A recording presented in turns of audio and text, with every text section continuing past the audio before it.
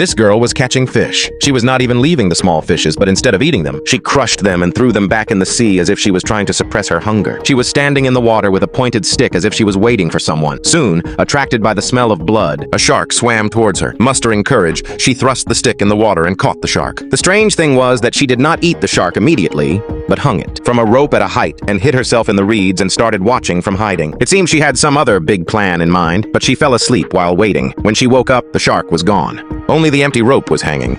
She looked around in fear. She was afraid that whoever ate the shark had eaten it. Now it can target her. The next day, she found half a shark lying on the seashore.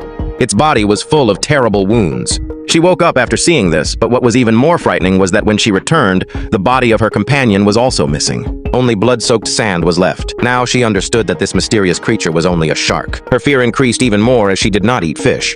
Quickly, she sharpened a piece of wood with a stone and started looking for a safe place to save herself. She saw a hollow in a tree at the edge of the forest, but strange sounds were coming from there. Mustering courage, she bent down and looked inside, but there was only a bird there.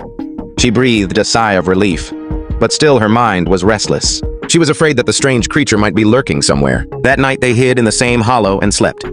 Suddenly she woke up with loud noises. She started wondering what was happening. Then a terrifying roar echoed. Frozen with fear, she shut her eyes tightly and prayed to God that he wouldn't see her. The sounds kept coming for a long time, and then slowly it became silent. She took a deep breath, but then the roar echoed again. This time it was even louder, and what was worse was that something started hitting the hollow.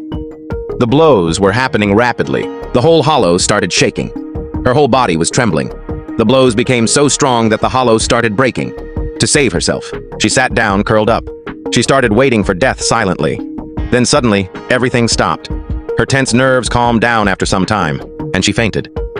When she opened her eyes, it was morning. She somehow got out of the hollow, but seeing the surrounding scene, the ground slipped under her feet. That place, it was completely ruined. Looking at the scattered pieces here and there, she understood that it was difficult to live like this. Then a new idea came to her mind. She emptied her suitcase. She filled it with a life jacket, closed it, and tied 2 strong knots. Then, without wasting time, she headed towards the sea. Her plan was to cross the Pacific Ocean with the help of this suitcase. She first checked the floating capacity of the suitcase. She wanted to see whether the life jacket and suitcase together would be able to bear her weight or not. When everything seemed right, she climbed on it. But he misjudged his weight. The suitcase immediately caved in beneath him and sank into the water.